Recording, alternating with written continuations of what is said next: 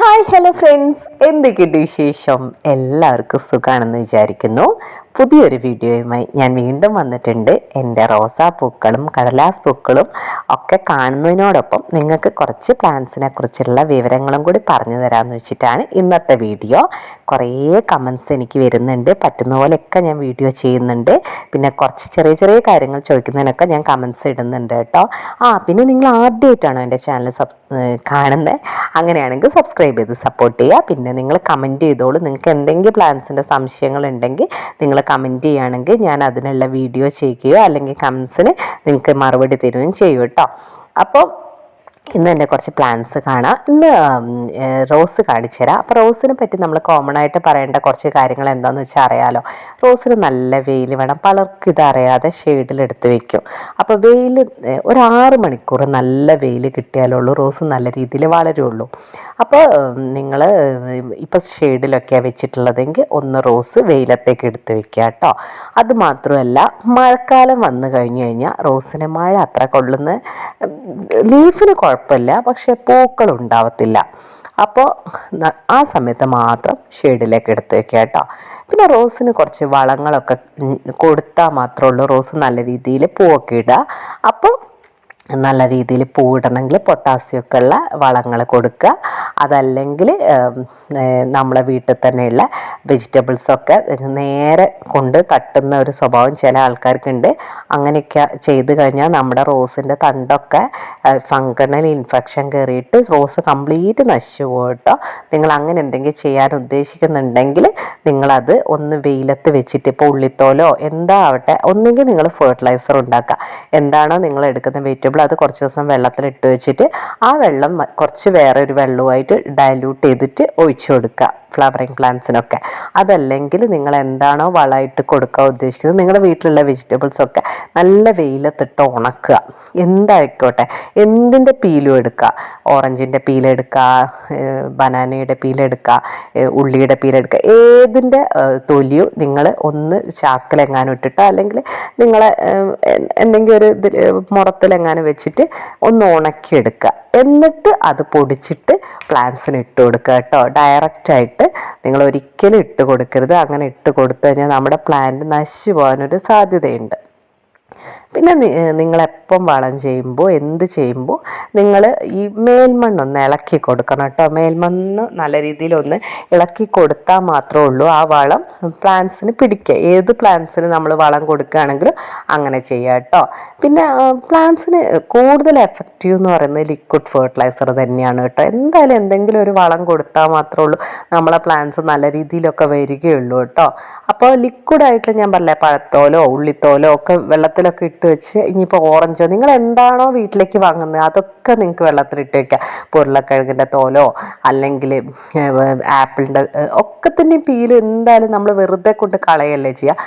അത് നിങ്ങൾ വെള്ളത്തിലിട്ട് വെച്ച് ഒരു 7 ദിവസം കഴിഞ്ഞിട്ട് അതൊന്ന് അരിച്ചിട്ട് ആ വെള്ളം കുറച്ച് വെള്ളം കൂടി കൂട്ടി പ്ലാന്റ്സിനൊക്കെ കൊടുത്തു കഴിഞ്ഞാൽ പുറത്തുനിന്ന് നിങ്ങൾ ഒരു വളവും വാങ്ങേണ്ട ആവശ്യമില്ല. പിന്നെ നല്ല രീതിയിൽ പൂവിടണമെങ്കിൽ നഴ്സറിയിൽ റോസ് മിക്സ് അങ്ങനെ ഒരുപാട് പേരുകളിലുള്ള വളങ്ങൾ വരുന്നുണ്ട് കേട്ടോ. NPK ഒക്കെ ഉണ്ട്, അതന്നെ ഓർഗാനിക് വളങ്ങൾ അല്ലാത്ത വളങ്ങളും ഒക്കെ ഉണ്ട്. പിന്നെ ചില പ്ലാന്റ്സിന് നല്ല വെയിൽ വേണം, ചിലതിന് വെയിൽ കുറവ് മതി. അപ്പം നമ്മുടെ ബോഗൺവില്ലയ്ക്കൊക്കെ ഈ ഒരു സീസൺ എന്ന് പറഞ്ഞാൽ ഈ ഒരു തണുപ്പ് വന്നല്ലോ ഇപ്പോൾ, ഈ ഒരു സമയത്താണ് നല്ല രീതിയിൽ പൂവിടുന്നത്. ഇതിനൊക്കെ വലിയ പ്രശ്നമില്ല, കീടങ്ങളെ പ്രശ്നം. അപ്പം ഇന്നത്തെ വീഡിയോ എന്താണെന്ന് വെച്ചാൽ ഞാൻ ഇന്നത്തെ വീഡിയോയിൽ പറയുന്നത് ഒരുപാട് ആൾക്കാർ പറഞ്ഞ ഒരു പ്രശ്നമാണ് കീടങ്ങളുടെ ആക്രമണം. നിങ്ങളുടെ വീട്ടിലെല്ലാവരുടെ വീട്ടിലും ചെയ്ത് നോക്കാൻ ഈസി ആയിട്ട് പറ്റുന്ന ഒരു കാര്യം പറഞ്ഞു തരാം കേട്ടോ. നമ്മുടെ എല്ലാവരുടെ വീട്ടിലും കഞ്ഞിവെള്ളം ഉണ്ടാവും ഇല്ലേ? കഞ്ഞിവെള്ളം പ്ലാന്റ്സിന് അടിപൊളിയായിട്ടുള്ളൊരു ഫെർട്ടിലൈസറാണ് കേട്ടോ. പക്ഷെ ഡയറക്റ്റായിട്ട് കഞ്ഞിവെള്ളം ഒഴിച്ച് കൊടുക്കരുത്. എന്താണെന്ന് വെച്ചാൽ അത് നല്ലതല്ല. അത് ചിലപ്പോൾ ഡയറക്റ്റ് കഞ്ഞിവെള്ളം ഒഴിച്ച് കഴിഞ്ഞാൽ അതിൻ്റെ ആ കട്ടി പ്ലാന്റ്സിൻ്റെ വേരിൻ്റെ വളർച്ചേനെ പോലും ബുദ്ധിമുട്ടാക്കും. അപ്പോൾ എപ്പോൾ നിങ്ങൾ വെള്ളം അങ്ങനെ ഒഴിച്ച് കൊടുക്കുന്നുണ്ടെങ്കിൽ ഡയലൂട്ട് ചെയ്തിട്ട് മാത്രം ഒഴിച്ച് കൊടുക്കുക കേട്ടോ. പിന്നെ അതിൽ കടലപ്പിണ്ണാക്കോ അങ്ങനെ എന്തെങ്കിലുമൊക്കെ ഇട്ടിട്ടൊക്കെ പുളിപ്പിച്ചിട്ടൊക്കെ ഒഴിച്ച് കൊടുത്താൽ നല്ല രീതിയിൽ പ്ലാന്റ് വളരും കേട്ടോ. അതിന് സ്പെഷ്യലായിട്ട് ഞാൻ ഒരു വീഡിയോ ചെയ്യാം. പിന്നെ ജമന്തിപ്പൂക്കൾ നിങ്ങൾ ആദ്യമായിട്ടാണ് കാണുന്നതെങ്കിൽ നിങ്ങൾ സബ്സ്ക്രൈബ് ചെയ്യണം കേട്ടോ. പിന്നെ നമ്മൾ പ്ലാന്റ്സ് കെയർ ടിപ്സ് അങ്ങനത്തെ പ്ലാന്റ്സുമായി ബന്ധപ്പെട്ട ഗാർഡനിങ്ങിൻ്റെ വീഡിയോസൊക്കെയാണ് ചെയ്യുന്നത്. അപ്പം അങ്ങനെ അതിനെപ്പറ്റി എന്തെങ്കിലുമൊക്കെ അറിയണമെങ്കിൽ ജമന്തിപ്പൂക്കൾ എന്ന് സെർച്ച് ചെയ്താൽ നമ്മുടെ ചാനലിൽ കിട്ടും. പിന്നെ ജമന്തിപ്പൂക്കൾ മാത്രം അടിച്ചാൽ ചിലപ്പം ജമന്തിപ്പൂക്കൾ ഒറിജിനൽ ജമന്തിപ്പൂക്കളുടെ വീഡിയോ ആണ് വരിക. ജമന്തിപ്പൂക്കൾ റോസ് എന്ന് അടിച്ചാൽ മതി. അങ്ങനെയാണെങ്കിൽ നമ്മൾ റോസിൻ്റെ വീഡിയോ ആണ് ഏറ്റവും കൂടുതൽ പോയിട്ടുള്ളത്. അപ്പോൾ ആ ജമന്തിപ്പൂക്കൾ റോസ് എന്ന് അടിച്ചാൽ നിങ്ങൾക്ക് പ്ലാന്റ്സിനെ പറ്റിയുള്ള കാര്യങ്ങളൊക്കെ അറിയാൻ പറ്റും കേട്ടോ. ഇനി ഞാൻ പറഞ്ഞു തരുന്നത് എന്താണെന്ന് വെച്ചാൽ, നല്ലൊരു വീട്ടിൽ തന്നെ നമുക്ക് ഉണ്ടാക്കുന്ന കീടങ്ങളെ ആക്രമണമൊക്കെ തുരത്താൻ പറ്റുന്ന നല്ല അടിപൊളി ഒരു സംഭവമാണിത്. അത് നമ്മുടെ എല്ലാവരുടെ വീട്ടിലും ഉണ്ടാകുന്നതാണ് കഞ്ഞിവെള്ളവും. പിന്നെ വേണ്ടത് പപ്പായയുടെ ഇലയാണ്. നിങ്ങൾ വിചാരിക്കുന്ന പോലെയല്ല, പപ്പായയുടെ ഇല എന്ന് പറഞ്ഞാൽ അടിപൊളി ഒരു പെസ്റ്റിസൈഡാണ് കേട്ടോ. നല്ല പെസ്റ്റിനെ കൺട്രോൾ ചെയ്യാൻ ഇത്രയും നല്ലൊരു റെമഡി ഉണ്ടെന്ന് എനിക്കറിയില്ലായിരുന്നു. ഞാൻ കുറച്ച് വൈകിയാണ് ഇതൊക്കെ അറിഞ്ഞത്. ഞാൻ പിന്നെ പ്ലാന്റ്സിൻ്റെ ഞാൻ കുറച്ച് വർഷമായിട്ടുള്ളൂ പ്ലാന്റ്സൊക്കെ ഇഷ്ടപ്പെടാനൊക്കെ തുടങ്ങിയിട്ട്. കല്യാണം കഴിഞ്ഞതിന് ശേഷമാണ് കേട്ടോ ഞാൻ പ്ലാന്റ്സൊക്കെ കെയർ ചെയ്യാനൊക്കെ നോക്കിയെന്നോ അങ്ങനത്തെ കാര്യങ്ങളൊക്കെ പഠിച്ചതൊക്കെ. മുന്നേ ഒന്നും എനിക്കത്ര അങ്ങനെയൊന്നും സമയമില്ലായിരുന്നു. എനിക്ക് ജോലി ഉണ്ടായിരുന്നതുകൊണ്ട് എനിക്കൊന്നും സമയമില്ലായിരുന്നു. അപ്പോൾ ഇപ്പോൾ കുറച്ച് സമയമൊക്കെ ഉണ്ട്.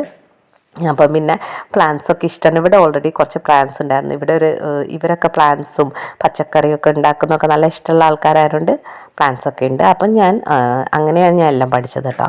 അപ്പോൾ നമ്മൾ എന്താ എടുക്കേണ്ടതെന്ന് വെച്ചാൽ, കഞ്ഞിവെള്ളം എടുക്കുക. കഞ്ഞിവെള്ളത്തിലേക്ക് നമ്മുടെ ഈ പപ്പായ ചെറുതായിട്ട് അരിഞ്ഞിടുക. കുഞ്ഞായിട്ട് അരിഞ്ഞിടുക. പപ്പായ എടുക്കണം എന്ന് വെച്ചാൽ ഞാൻ എടുത്ത ഒരു ഫുൾ ലീഫാണ് കേട്ടോ. ഫുൾ പപ്പായ ലീഫ് എടുത്തിട്ട് ചെറുതാക്കി അരിഞ്ഞ് വെച്ചിട്ട്, നിങ്ങൾ അരിയാന്ന് തന്നെയല്ലേ പറയാം. അപ്പോൾ കട്ട് ചെയ്യുക. എന്നിട്ട് കട്ട് ചെയ്ത് അതിലേക്കിട്ട്, ഇനിയിപ്പോൾ നിങ്ങൾ കത്രികയൊന്നും വെച്ച് കട്ട് ചെയ്യുന്നില്ലെങ്കിൽ നിങ്ങൾക്ക് പിച്ച് ഇട്ടാൽ മതി. ഞാൻ പിന്നെ അതിൻ്റെ ആ ജ്യൂസ് നല്ല രീതിയിൽ ചെറിയ രീതിയിൽ ജ്യൂസ് ഇറങ്ങും. അത് ഇറങ്ങാൻ വേണ്ടിയിട്ടാണ് ചെറുതാക്കി അരിഞ്ഞിടുന്നത്. അങ്ങനെ നമ്മൾ അവിടെ മൂടി വയ്ക്കുക. അത് കഴിഞ്ഞിട്ട് പിന്നെ ഒന്നെങ്കിൽ അന്ന് വൈകുന്നേരം അല്ലെങ്കിൽ പിറ്റേ ദിവസം നമ്മൾ അത് എടുക്കുക. അത് നോക്കുമ്പോൾ, എന്നിട്ട് നമുക്ക് വേണമെങ്കിൽ ഈ പപ്പായയുടെ ലീഫൊന്ന് ഞരടി വിടാം കേട്ടോ. അതല്ലെങ്കിൽ നിങ്ങൾ ജസ്റ്റ് അരിച്ചെടുത്താൽ മതി. എന്നിട്ട് നമ്മൾ അരിച്ചെടുത്തിട്ട് ഈ ലിക്വിഡില്ലേ, ഈ ലിക്വിഡ് ഇതിൽ വെള്ളം ഒഴിക്കരുത് കേട്ടോ. കാരണം നമ്മൾ ചെടിയുടെ അടിയിലേക്കല്ല ഒഴിക്കുന്ന ഇത്. എന്നിട്ട് ഇതൊരു സ്പ്രേ ബോട്ടിലാക്കിയിട്ട് ലീവ്സിന് മൊത്തം സ്പ്രേ ചെയ്ത് വിടുകയോ അല്ലെങ്കിൽ തളിച്ചു കൊടുക്കുകയോ ചെയ്യുക. നിങ്ങൾക്ക് സ്പ്രേ ബോട്ടിൽ ഇല്ലെങ്കിൽ ലീഫിൽ മൊത്തം തളിച്ചു കൊടുക്കുക. പിന്നെ പ്ലാന്റ്സിൻ്റെ അടിയിലും ഈ ലിക്വിഡ് അടിപൊളി ഒരു ലിക്വിഡാണ്. പക്ഷേ അങ്ങനെ നിങ്ങൾ പ്ലാന്റ്സിൻ്റെ അടിയിലേക്ക് കൊടുക്കുന്നുണ്ടെങ്കിൽ, ഇപ്പം വേരിലേക്കാവുന്ന ഇപ്പം പ്ലാന്റ്സിൽ ഒഴിച്ചു കൊടുക്കുന്നുണ്ടെങ്കിൽ ഇതിൽ വെള്ളം ഡയലൂട്ട് ചെയ്യണം കേട്ടോ. ഡയറക്റ്റ് ഒഴിച്ചു കൊടുക്കരുത്. കാരണം നമ്മൾ ഈ പപ്പായൻ്റെ ലിക്വിഡ് ഡയറക്റ്റ് ലീഫിൽ മാത്രമേ ആക്കാൻ പാടുള്ളൂ കേട്ടോ.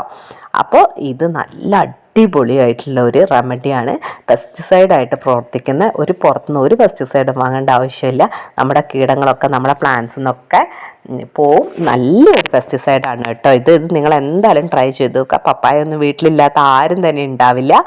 അപ്പം ഞാൻ എൻ്റെ പച്ചക്കറിക്കും കറിവേപ്പിലയ്ക്കും ഒക്കെയാണ് ഒഴിച്ചു കൊടുക്കുന്നത്. എൻ്റെ ഇഞ്ചിയൊക്കെ നിങ്ങൾ കണ്ടില്ലേ. അപ്പോൾ ഇതിനൊക്കെ ഒഴിച്ചു കൊടുക്കുന്നുണ്ട്. ഇത് ഞാൻ ലിക്വിഡ് ഫെർട്ടിലൈസർ ആക്കിയിട്ടാണ് ഒഴിച്ചു കൊടുക്കുന്നത്.